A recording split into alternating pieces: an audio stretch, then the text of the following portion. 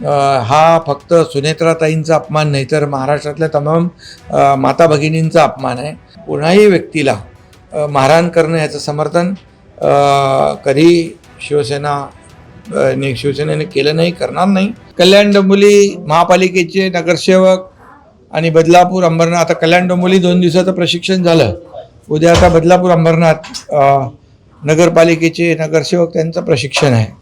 आणि रामभाऊ म्हाळगी प्रबोधिनीमध्ये एक विशेष करून प्रशिक्षण शिबिरं अनेक या ठिकाणी होतात आणि त्यामुळे ज्या ज्या क्षेत्रामधले लोक या रामभाऊ म्हाळगीमध्ये येऊन ज्यांनी प्रशिक्षण घेतलं, आता पण ती मुलं 6 राज्यातली मुलं होती आणि त्यांनी देखील आपल्या रामभाऊ म्हाळगीमध्ये आलेत आणि इथं आल्यानंतर इथं काही ना काही जे ज्ञान आहे, अनुभव आहे ते घेऊन त्या त्या क्षेत्रातले लोक जातात. आणि महापालिकेतले नगरसेवक आज अनेक वेळा प्रशिक्षण तसं नगरसेवकांचं आपण घेतो, परंतु आता आज कल्याण डोंबिवली महापालिका, बदलापूर अंबरनाथ, आणखी MMR मधले जिल्ह्यातल्या महापालिका आणि संपूर्ण महाराष्ट्रातल्या महापालिका नगरपालिका यांचं आपण रोटेशनमध्ये इथं प्रशिक्षण घेणार आहोत.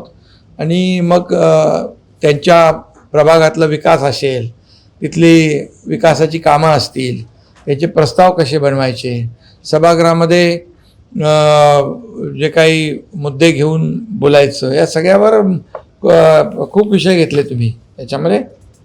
महाराष्ट्र महापालिका कायदे, त्याचबरोबर जे आपल्या विकास शहर विकास, स्मार्ट सिटी, मिशन प्रकल्प, क्लस्टर डेव्हलपमेंट, वाहतूक कोणी, खूप विषय आहेत जे सर्वसामान्य लोकांची, नागरिकांची, मी त्याच्यात पूर्ण खोलात जात नाही, परंतु नागरिकांची निगडीत अशा प्रकारचे हे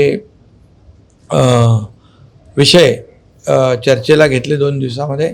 त्यामुळे नक्कीच इथल्या आमच्या नगरसेवकांना त्याचा फायदा होईल. आणि इथं अटलजी आलेले आहेत, प्रमोदजी आलेले आहेत, इथं मुख्यमंत्री जेव्हा मोदी साहेब होते त्यावेळेस तेही आलेत, बाळासाहेब स्वतः आलेत 2003मध्ये.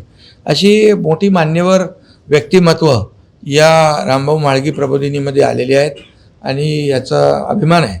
आणि नक्कीच या प्रशिक्षण शिबिराचा देखील आमच्या नगरसेवकांना फायदा होईल आणि त्यांच्या महापालिकांमध्ये, नगरपालिकांमध्ये, त्यांच्या वॉर्डमध्ये देखील याचा बेनिफिट होईल. मी मगाशी म्हणालो की प्रभागातल्या देखील, वॉर्डातल्या देखील नगरसेवकांची विकासाच्या बाबतीमध्ये स्पर्धा झाल्या पाहिजे आणि त्या बाबतीत देखील सूचना केल्यात. नक्कीच शेवटी आपला प्रभाग कसा विकसित राहील, स्वच्छ कसा राहील, सगळ्या मूलभूत सोयीसुविधा लोकांना कशा मिळतील यावर या प्रशिक्षण शिबिरामध्ये भर दिलेला आहे.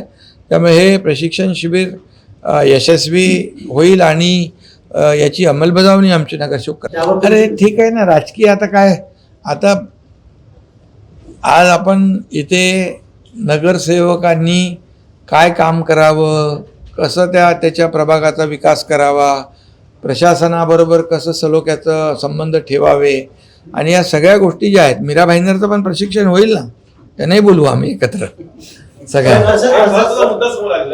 स्वच्छता मोहीम घेतली, आता स्वच्छता मोहिमेला एक अवॉर्ड्स डिक्लेअर करणार होते, केलं ना. म्हणजे तो 1 कोटी रुपये त्या प्रभागातल्या विकास कामावर वापरायचे. आणि आता देखील नगर विकास विभागाच्या माध्यमातून अ वर्ग, ब वर्ग, क वर्ग, ड वर्ग महापालिका, नगरपालिका ज्या आहेत त्यांची पण कॉम्पिटिशन आहे आणि त्या महापालिकांमध्ये देखील स्पर्धा नगरपालिकांमध्ये आहे. परंतु आता वार्डामध्ये पण स्पर्धा झाल्या पाहिजे. आपला वॉर्ड सगळ्यात नंबर 1 कसा, आदर्श वॉर्ड कसा होईल या बाबतीत देखील मी सूचना केलेल्या आहेत. त्यामुळे याचा परिणाम नक्कीच तिथल्या विकासावर होईल. रस्ता आहे ते रस्ता महापालिकेने काम करायला बंद केलं. महापौरचं एक पत्र आहे की ते काम तात्काळ बंद करा. त्यावर तुमची प्रतिक्रिया काय? नाही, माहीत नाही मला. मी माहिती घेतो का बंद केलंय. बंद केलं असेल तर सुरू करू आपण. नाही सर, डिंपल मेहता यांचं असं म्हणणं आहे की तो राज्यमार्ग आहे, त्यावर शासनाने खर्च करावा, पालिकेच्या तिजोरीतून खर्च करू नये. नाही, शासन करेल ना. लोकांची गैरसोय टाळण्यासाठी कोणी करावा कोणी नाही करावा हा विषय महत्वाचा नाही. करावाच, ते आम्ही करू.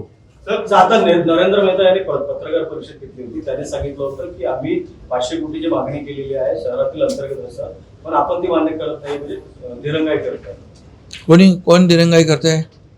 आपल्याकडे आहे ना ते शासन. कर्ज मंजुरी. अच्छा, कर्जाला मंजुरी देऊ ना आपण, काही प्रॉब्लेम नाही. बऱ्याच त्या महापालिकेला आपण दिलेत ग्रीन बॉन्ड काढण्यासाठी. ऑपरेशन टायगरनंतर एकनाथ शिंदेसह सर्व खासदारांनी अमित शहा यांची भेट घेतली. मी त्याच्यावर बोललो. एक महाराष्ट्राची पहिली महिला उपमुख्यमंत्री सुनेत्राताई पवार यांच्याबद्दल अशा प्रकारचं आक्षेपार्ह आणि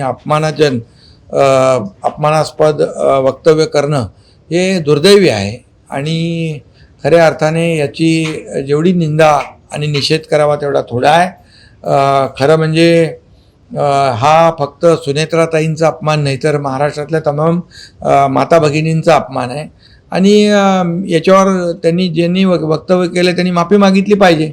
अन्यथा या लाडक्या बहिणी ज्या आहेत यांनी 24मध्ये 2024ला कसं काय दाखवलं आहे? जागा दाखवली ना. आणि कोर्टाने देखील, हायकोर्टाने त्यांचं सुमोटो कॉग्निझन्स घेतला. आणि आता त्यांनी देखील जाहीरपणे सांगितलं की माझ्याकडून चूक झाली आहे. आणि असं लोकप्रतिनिधी आणि डॉक्टरांना, महिला डॉक्टरला किंवा कोणाही व्यक्तीला मारहाण करणं याचं समर्थन कधी शिवसेनेने केलं नाही, करणार नाही.